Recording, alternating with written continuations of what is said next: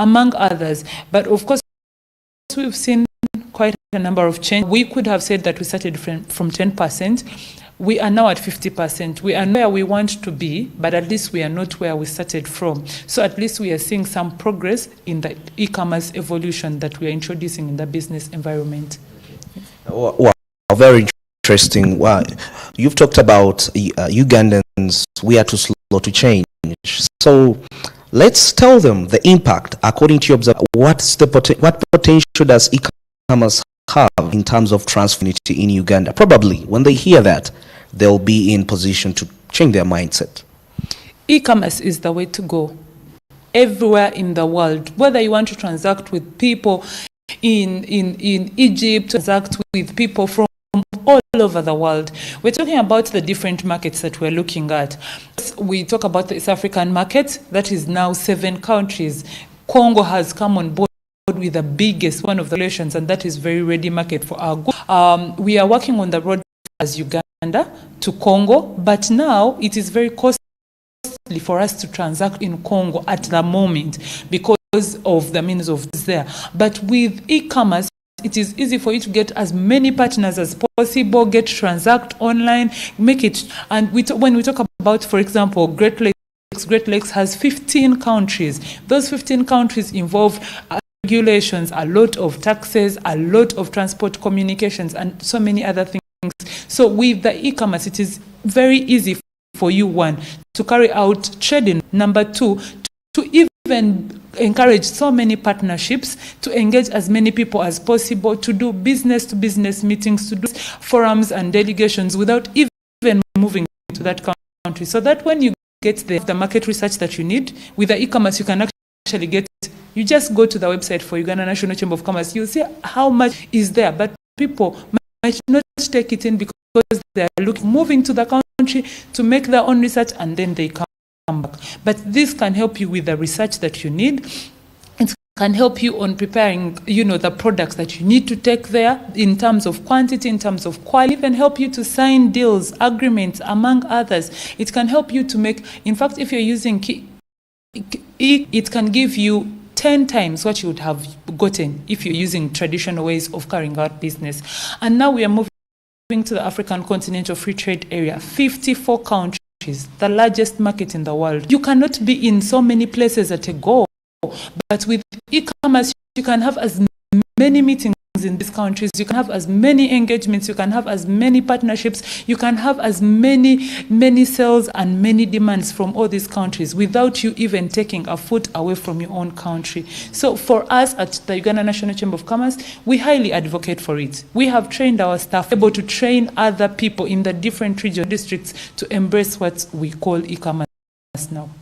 Yes. Wow, that's very talking e-commerce today. And, I was working around my career university, and I came across quite a number of into e-commerce platforms, and these people have taken it to another level, whereby they make specialized. Somebody makes a platform. This one is for cosmetics. Somebody a platform with gym materials. I mean, that's really so interesting. So probably they are making it easy for people to access. Because some people can't access most known platforms, the ones we know. I may not mention them, but they could be very expensive. But now, let's talk about, because most Ugandans have been so much into the indigenous, I call it indigenous, e-commerce. That's Facebook and WhatsApp, because they may not be probably the most advanced ones. Let's talk about close. Till now, to access Facebook, actually, you need a VPN. How has this affected, in your observation? Has it in any way affected sales online? Thank you so much. So before I talk about Facebook, I just want to talk about generally the cost of internet, because we start from there. For us, we want to be able to understand our e-commerce discussion from what are the that we need until we get to now the platforms that are available. So when we talk about, for example, e-commerce, we're talking about the cost of doing that, the cost of business. And generally, the cost of carrying out business here in Uganda is very high. So it becomes difficult for you to even be competing with the other countries. Now, when I talk about the cost of carrying out business, I will talk about internet because we're talking about e-commerce now. what is the cost of being online on a daily basis? What is the cost of acquiring internet? How sustainable is it? How reliable is it? Can I have a call for a full hour without it dropping? Because these are the systems that we want to build to make sure that we are effective in carrying out e-commerce with the rest of the world. America is not going to wait for you to, if you drop, then they will get another person. But our reliability, our consistency in costs, in also being readily available, that's one of the things that is affecting Uganda's ability to use internet. People will always complain that, you see, I have just bought maybe 10 GBs and now they are not even me transacting. But remember, it comes you to be online on a daily basis. So if it is very expensive for me to be online, it will be difficult for me to take in the e-commerce that we're trying to advocate. So there is need for the government to regulate the internet providers to make we are trying to use e-commerce. Then there's an alternative. I was working recently at Acacia Mall, and I realized there's actually Uganda Net something. There's the internet that is provided by Ugandan government, but it's just in that space. And I was wondering, imagine if in all the public spaces there was actually free internet that is provided by the Ugandan government for us to be able to transact. They can restrict it to people who are, there's a security code for that, but then there's need for us at least, even if they give us a few MB with, then we can compensate on that. And that is something, because if you're advocating for technology, it's in the NB, you're saying it's here, there has to be an intentional movement of the government of Uganda be able to provide a conducive environment for us to take in e-commerce.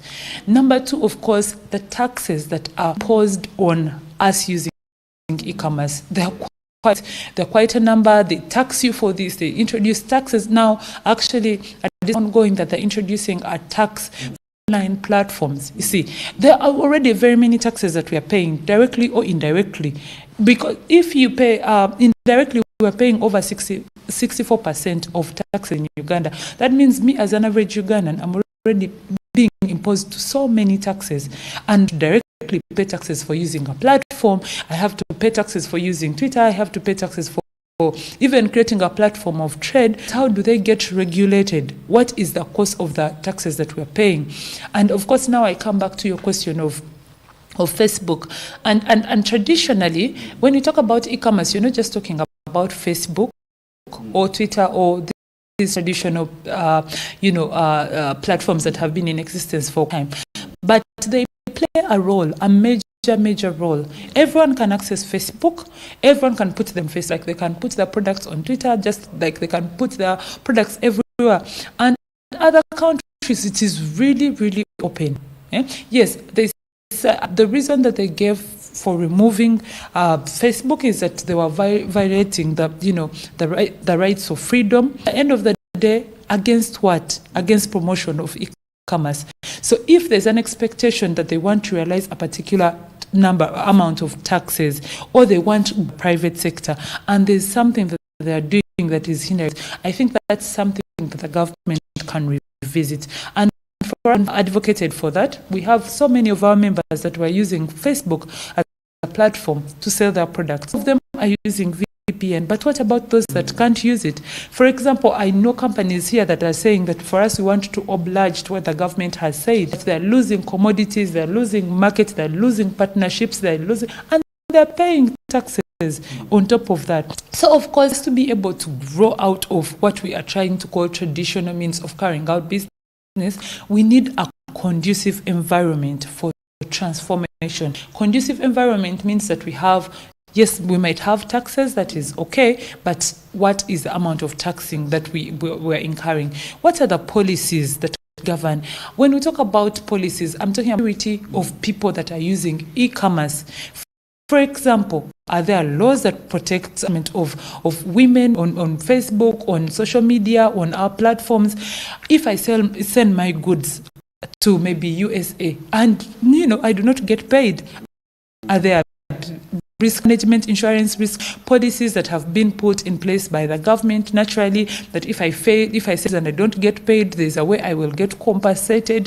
What is the security code that has been put? People get hacked, people post so many things. So how sure am I that if I am on this platform, I am actually secure? Thirdly, of course, there has to be incentives that have been put in place for, the mindset change, the awareness creation, and also to get to know the basics of using e-commerce as a platform way of promoting trade. And of course, the government has to waive off some of these bans that they have put in place for us to be able to grow, because when we grow to then we grow past Facebook, but then there are basic platforms that all of us know. I know there are people who are making millions off Facebook. Sure. Now they have run bankrupt because that was my platform of carrying out business. So at that stage, I think that's when the government needs to provide a conducive environment to make sure that it is set. Yeah.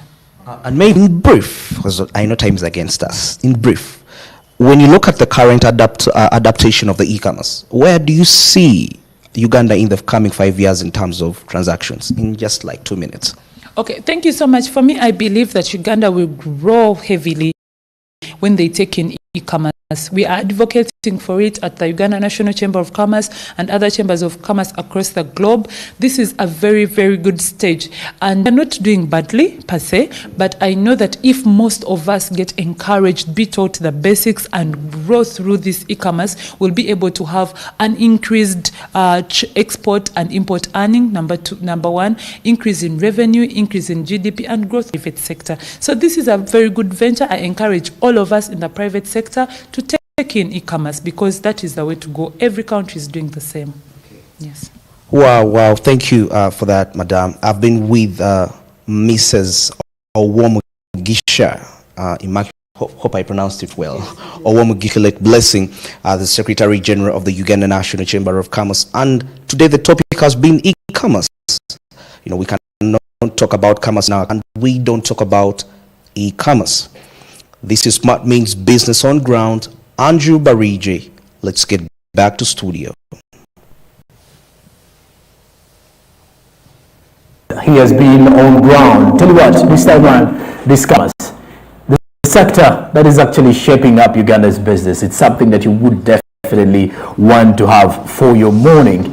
And entirely that Barije Andrew will be back tomorrow with the SMB on ground and clearly give us more from that particular world. Okay, now this particular moment in time we're joined in by Anthony Sebala, who's coming up with financial market in just a few minutes time. Good morning, Anthony. Good morning, Paul. So what do you have for the viewers today? Well, today is a very unique day. The stock market, we are seeing MTN performing very well. Okay. It's actually the top counter as of yesterday, closing the market. But then some of the strong boys like Umeme have come as bottom losers. So we're going to kind of elucidate on why that is. All right. Yeah. And Anthony Sebala is here to take you through financial markets exactly after this particular break that we're heading into, and you can definitely get to know more about that. Just stick around, do not go anywhere. Coming up is financial markets. I'm Sonko. Have a blessed day. Good morning.